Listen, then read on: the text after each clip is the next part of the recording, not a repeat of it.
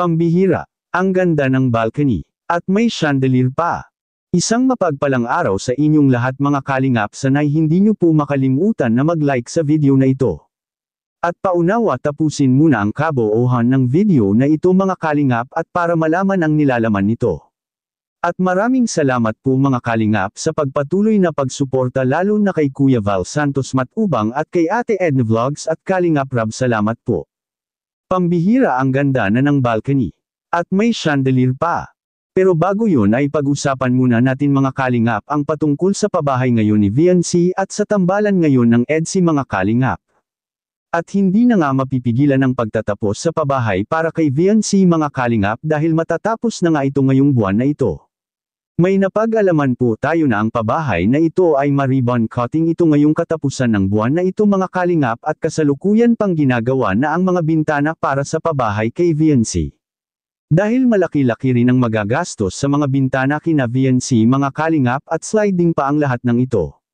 Kaya hindi basta-basta ang nagagastos sa pabahay ngayon ni VNC dahil na rin sa laki at tinitiyak talaga ni Kalingap Rab na mapaganda ang resulta sa pabahay na ito mga kalingap. Kaya naman ay masasabi natin na si VNC ay sobrang napakapalad nito dahil sa kanya natutupad ang pinakaunang pabahay ni Kalingap Rab sa kanyang mga beneficiary na 2 palapag mga kalingap. Hindi naman masyadong malaki ang pamilya ni VNC ngunit ito'y kagustuhan ng mga nag-sponsors para kay VNC na ganito kalaki ang gagawin nilang pabahay para kay VNC at ito na nga ang nasusunod mga kalingap.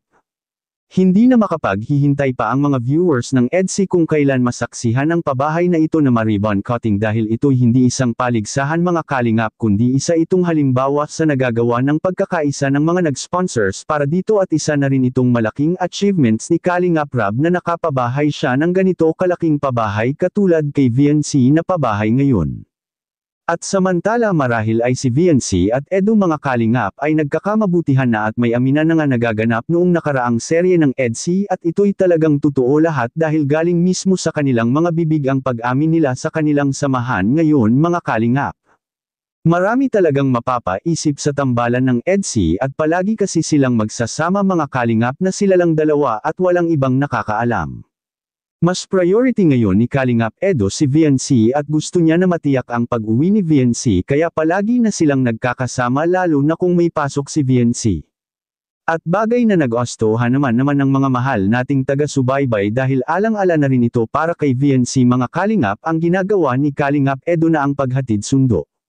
Marami na nga ang nakapagsabi na sana ay sagutin na ni VNC si Eds hindi dahil sa ito'y pinsan ni Kalingap Rab at may pera na si Edo ngunit ang kabaitang taglay ni Kalingap Edo mga kalingap ay mahirap na itong mahahanap at bihira na lang ang mga kalalakihan na katulad ni Kalingap Edo ngayon. Si Edo ang isang tao na seryoso at ibibigay niya ang kanyang lahat na oras lalo na kung si VNC ang pag-uusapan mga kalingap. Ito'y hindi gawa-gawa lamang ngunit ito talaga ang katotohanan dahil sa kung ating babalikan ay si Kalingap Edo mismo ang may sabi na kung si VNC na ang pag-uusapan ay kaya nitong e-cancel ang lahat nitong mga lakad alang-alang kay VNC mga kalingap. Ganyan kahalaga at kadeterminado si Kalingap Edo sa kanyang pangliligaw para kay VNC mga kalingap. Ngunit parang hindi lang maging madali ang lahat para kay Eds mga kalingap lalo pa at binibigyan siya ng kontrata ngayon ni Kuya Val. Dahil tama naman si Kuya Val at hindi rin naman nagmamadali si Kalingap Edo sa ngayon at tanging hinihintay lang niya ang tamang panahon at kung kailan magiging handa si VNC na papasok sa isang relasyon. At sa kabilang dako naman mga kalingap, pambihira. Balcony ang ganda na. Si VNC ang may 2 palapag na pabahay at ang kagandahan pa dito mga kalingap ay may sarili itong balcony sa labas na kung saan pwede itong doon muna sila tatambay ni Kalingap Edo habang sila ay nag-uusap. Plano kasi ni Eds na mas lalo siyang mapadala sa pagpunta kina VNC lalo na kapag natatapos na ang pabahay para kay VNC. Anong masasabi niyo po tungkol dito mga kalingap? Please comment and God bless you all.